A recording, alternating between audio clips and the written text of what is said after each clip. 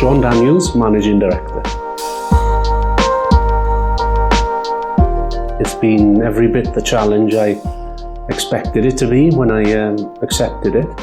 But no, it's been good. It's been good to get back into some of the things I've done in the past. Obviously very different people, and actually spending time with them and understanding their roles and their challenges has been great. Obviously the rugby section, that I haven't been able to leave my old role behind yet either, because we're still in the process of putting that together. But no, I'd say all in all, in the first 9 weeks, it's been very enjoyable but hard work.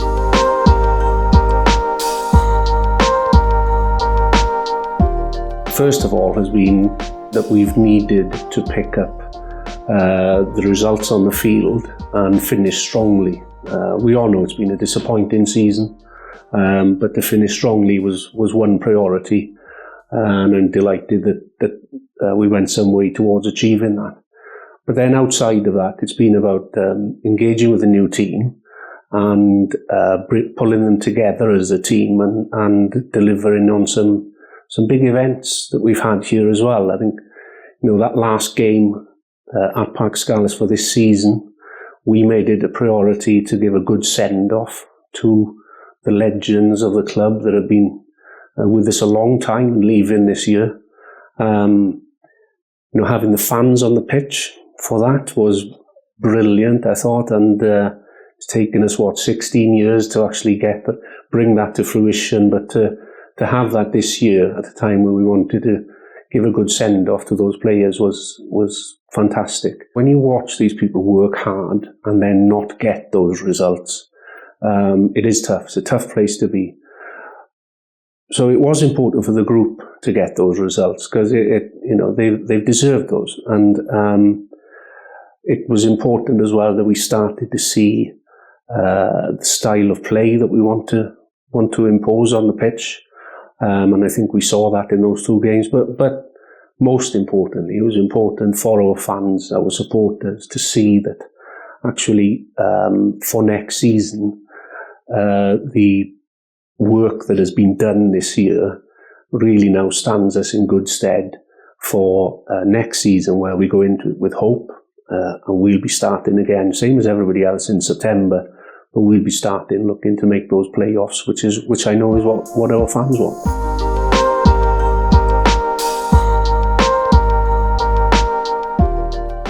Yeah, I felt for a while that we were starting to see the change. It's just for a couple of games, I think we were seeing it for maybe 40 or 60 minutes and then losing control of a game for a critical 10 minutes. And by the time we'd composed ourselves again, the game was gone. I think the difference in the last two games was that we held that. We controlled those games, both Zebra and the Dragons, I felt. Obviously, all teams will have their moments, but I just felt as if we were in control of our destiny in those games. And to do that with players like Eddie James step into the fore, like Tommy Lewis, who's had a great end of the season, and now Eddie being selected, being called into the Welsh camp. Those are the stories really that we feel we're going to see and hear more of going into next season. And then there's leaders grown as well in that time. People that you would expect to be leaders on the field, Ryan Elias's and the likes. But actually boys like Johnny Williams have really stepped up in this period. And so all that is really happening for us for next season.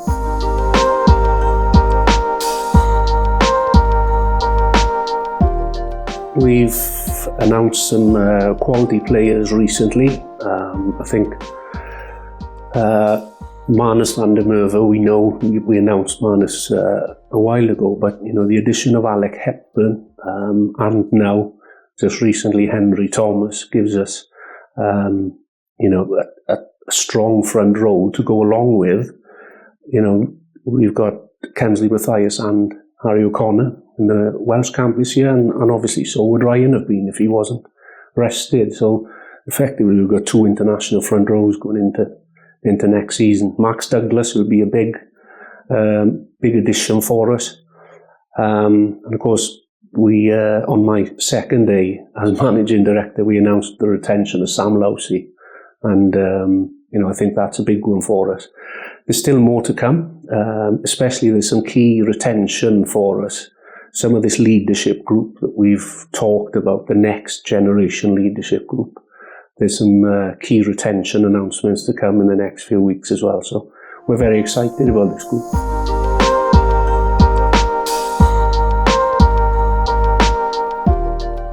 It's been a very thorough process. We've held 3 interviews with candidates, shortlisting, as we go and reducing the number. We've got one final shortlisted group that we will be interviewing with a player involvement in that as well, a senior player involvement, and we'll be ready to make a decision and make an announcement. It's been really heartening to hear the candidates talk about what they found about the club in doing their research with the club, and actually a lot of them, some had chosen to apply after listening to our supporters Q&A from the beginning of April because they could see that community connection. So it's been a really positive process. It has taken time because we've been very thorough to make sure that we find the right person. We wanted, and we have people left in the process now who have been there in winning environments.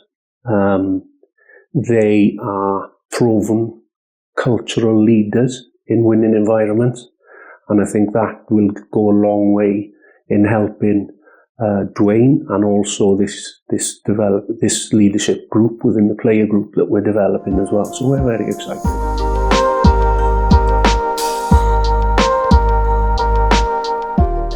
The success of the under-18s team this year has been great, and it's reward to them for their hard work and for the staff that have worked with them to get them to this point.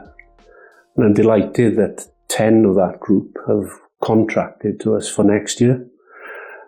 Some of them, believe it or not, are still under-18s next year, which is really exciting for this group. So as an under-18s, we hope to see equal measure of development and success in that group. But for the ones then coming out of under-18, they'll go into the new Super Rugby Cymru competition through our partners Carmarthen Quins and Llandudno RFC, and we will work closely with those clubs on a coaching, strength and conditioning, nutrition level alongside our academy to make sure that group come through and are ready to pull on the Scarlet shirt as soon as possible, much like players like Max Page have done this year, playing Wales under 20s, playing for Llandudno, and then finishes the season by making his full Scarlets debut. So we hope to see a lot more of that next season as well. In terms of representing our community, we also represent the aspirations of that community. So to give them the opportunity to come through, be Scarlets, pull on that famous shirt, and then hopefully also go on and play for Wales and represent their country. That's a very important part of our DNA, and it's something that we are very proud of, our history of doing that, and long may it continue.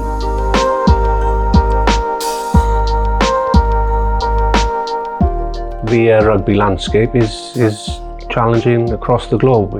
Hearing recent reports coming from places like Australia, but the difficulties there, you can see what's happened to teams like the Rebels, and we've had similar examples closer to home in England. There's big challenges, and we're no different in Wales. We've got some, major headwinds to be dealing with post-COVID.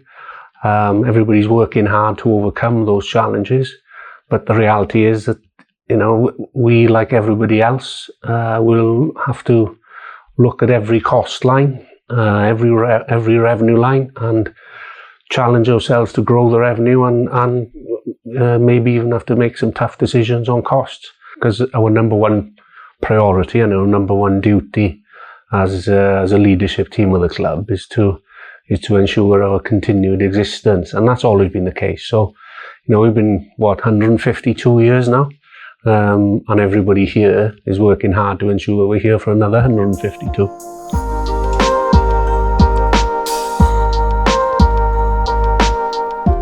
togetherness and unity is what's going to carry this organisation, this club of ours, forward. And that's why, we talk a lot, and we'll continue to talk a lot around our community, our fans, our supporters, and the club, because I can honestly never see a world where the Scarlets Club can be successful and be disengaged with the people it represents.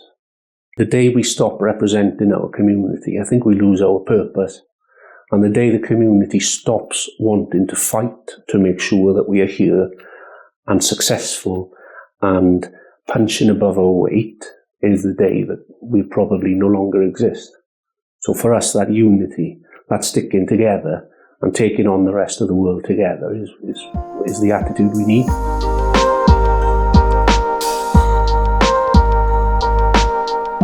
So we've launched the season memberships, going well, tracking as expected, I'd say, which is positive because we had strong hopes for the season memberships.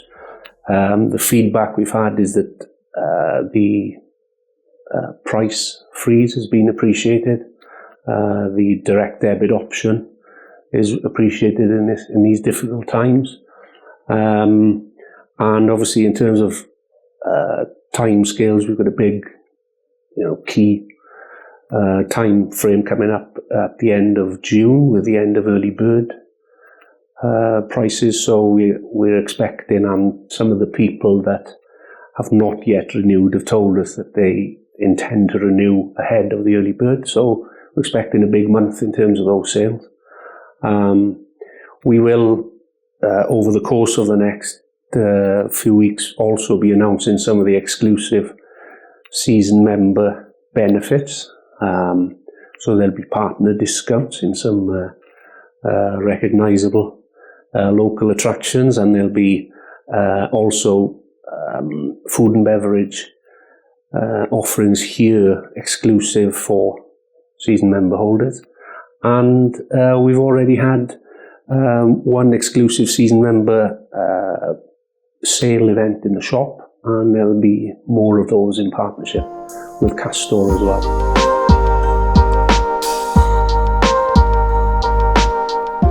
I suppose on two fronts, in terms of the activity at the stadium, we're blessed to have such a wonderful facility.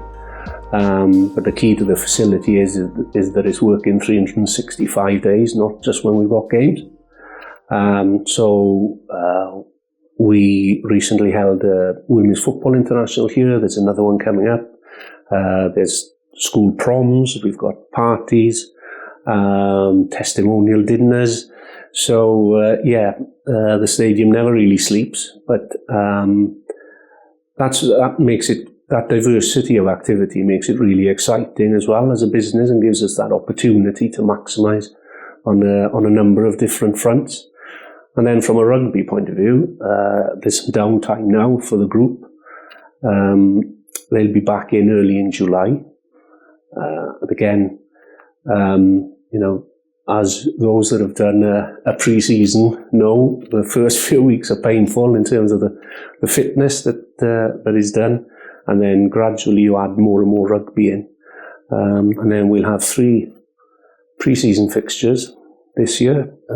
Still, they're confirmed, but we're still to announce them.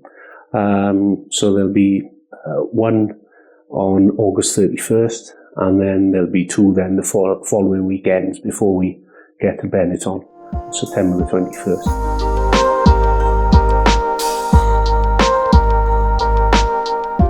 First of all, the most important part of that community's work, community department's work, is with the people that it works with.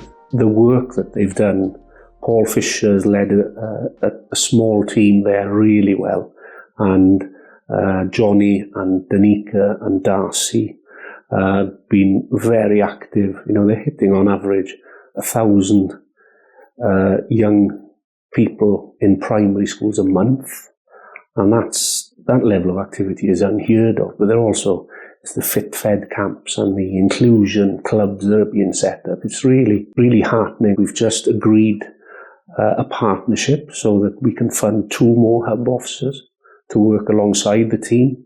We'll be announcing that in the near future. So, it's I feel it's part of our responsibility to our community. And also, it's where we see great benefits in terms of that community giving back to us. When you come to game day here, you see how important community is to us, but also how important we are to the community. We've had to change the supporters village format to incorporate and to be able to accommodate the increased demand. One part of your business which is overachieving and actually where you have to change things to be able to allow more to come and to do more activity is outstanding.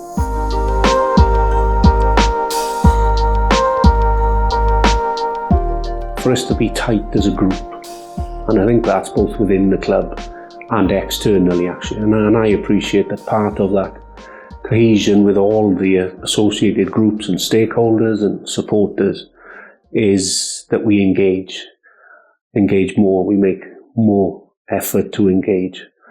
And then ultimately, we have to show that grit, that determination to improve, that determination to succeed in everything we do. It's win every moment, every day.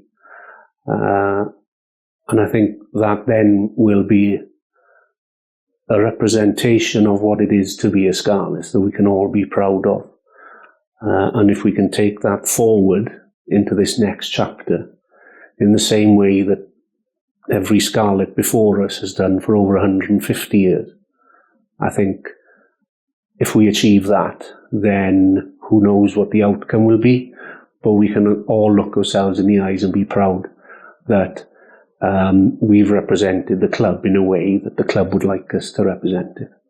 And so that would be my hope, that we all, player, staff member, coach, fan, sponsor, whoever that is, that we go forward together and hopefully have a bit of fun along the way.